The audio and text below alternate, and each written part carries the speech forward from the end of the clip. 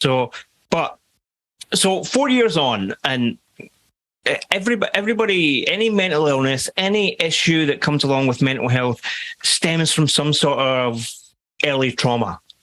And obviously this is a really traumatic time for you, especially when the reveal happened, it turned out that it was your cousin. How are you at forming relationships now? New relationships, like, for example, you and I have just met.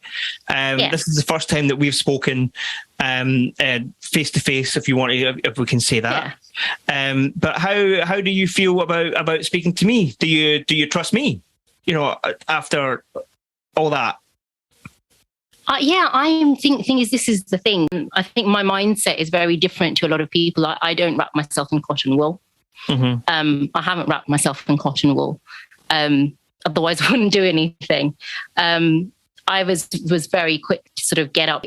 For me, it was terrifying. But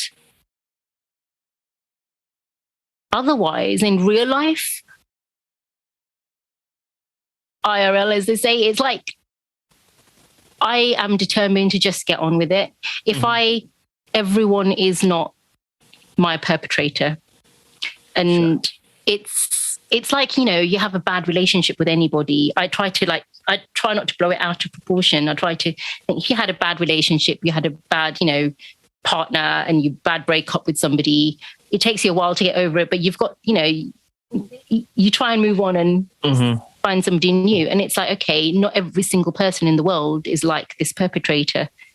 I have to, in my mind, know that everybody is not that person. Everybody's not going to be able to do that to that degree to me. And I am careful. I've got to trust myself. I am quite careful person.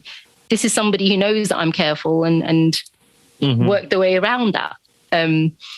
So I'm okay. Where I wobble is relationships, and as in not like romantic relations, but any relationships I've had from before, that I lost lots of friends. I lost touch with lots of people, and it's reconnecting with those people.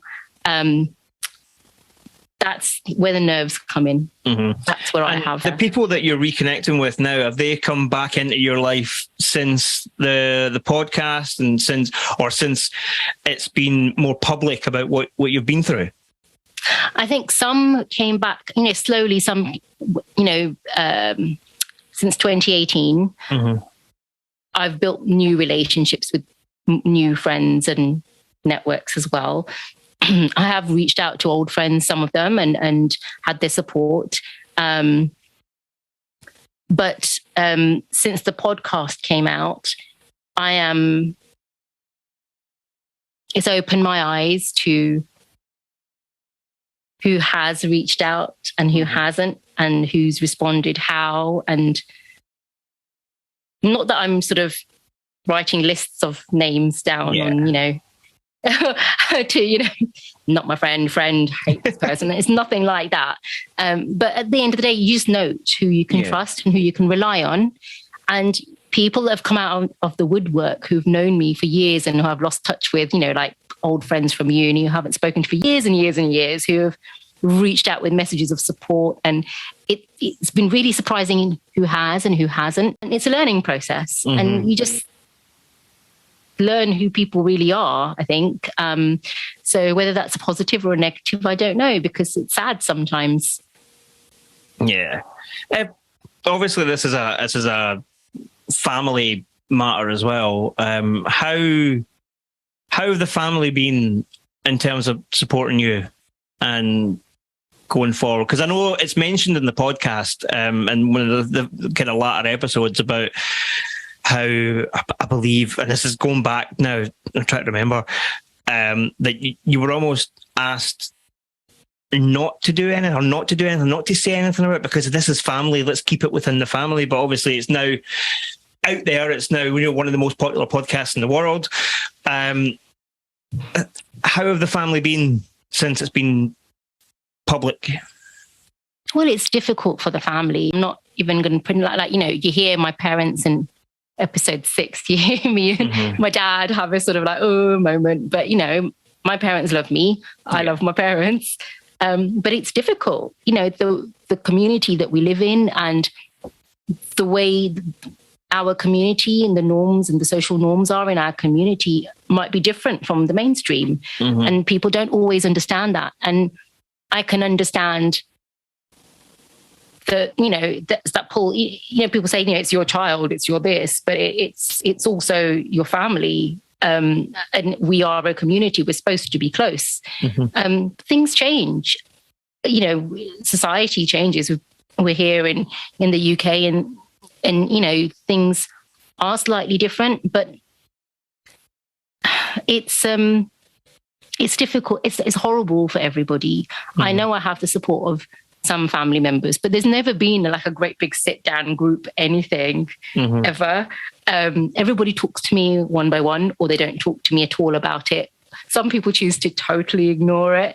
It's quite strange in that way. So I just get on with it. I just go and do what I need to do. If people want to talk to me about it, great. I don't put it out there in people's faces, but I want to be myself.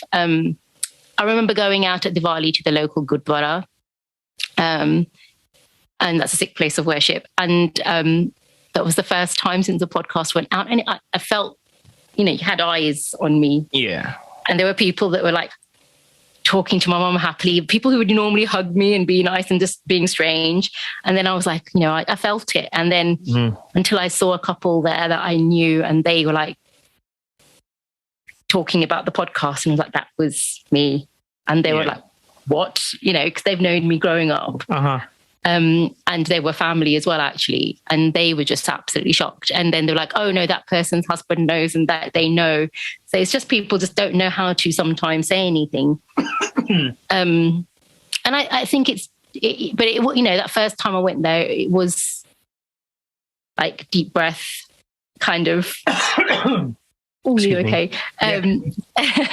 Deep breath kind of moment, like everyone's looking, everyone's staring, that horrible feeling that you have. They're not sure if it's me or is it me or all of that. And no one knew what to say.